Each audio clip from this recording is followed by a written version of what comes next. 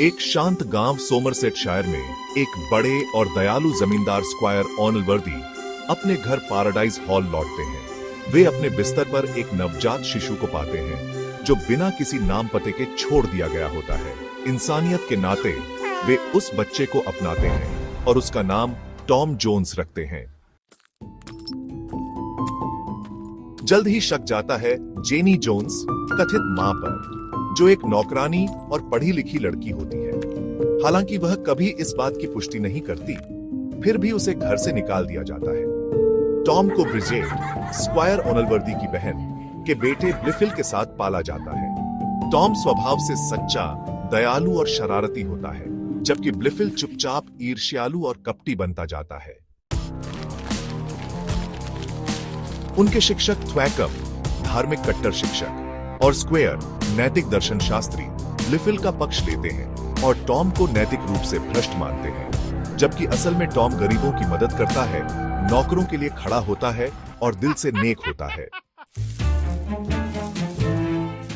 जैसे जैसे टॉम जवान होता है, वह अपने पड़ोसी स्क्वायर वेस्टर्न की बेटी सोफिया वेस्टर्न से प्रेम करने लगता है। सोफिया सुंदर, समझदार और संस्कारी होती है, जबकि उसका पिता थोड़ा रूखा और जिद्दी है, पर दिल से अच्छा है। ब्लिफिल को भी सोफिया चाहिए होती है, लेकिन सिर्फ पैसों और हैसियत के लिए।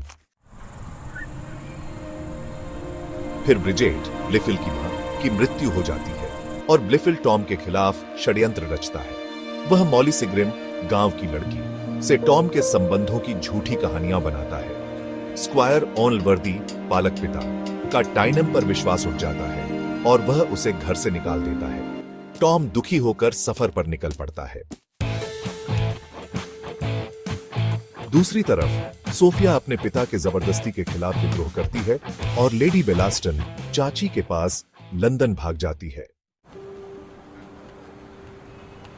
लंदन की ओर जाते हुए टॉम को कई लोग मिलते हैं, कुछ अच्छे, कुछ बुरे।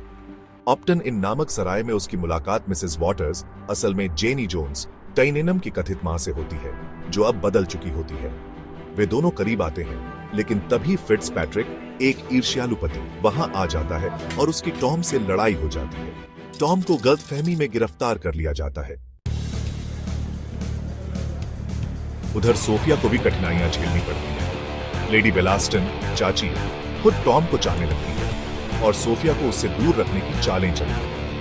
टॉम थोड़ी देर के लिए लेडी बेलास्टन के आकर्षण में आ जाता है, जो सोफिया को बहुत दुख देता है। लेकिन धीरे धीरे टॉम अपने कर्मों पर सोचता है, दूसरों की मदद करता है और एक बेहतर इंसान बनने लगता है।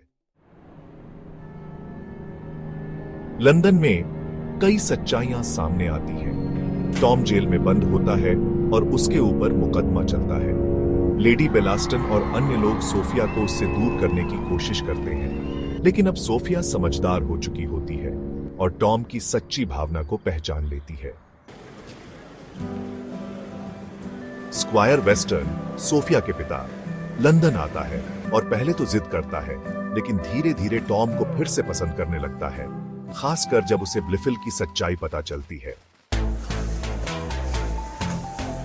सबसे बड़ा रहस्य तब खुलता है जब जेनी जोन्स, मिसेस वॉटर्स और ओनलवर्दी के वकील बताते हैं कि टॉम कोई बेसहारा नहीं, बल्कि ब्रिजेट, ओनलवर्दी की बहन, का असली बेटा है, यानी वह ओनलवर्दी का भांजा और कानूनी उत्तराधिकारी है।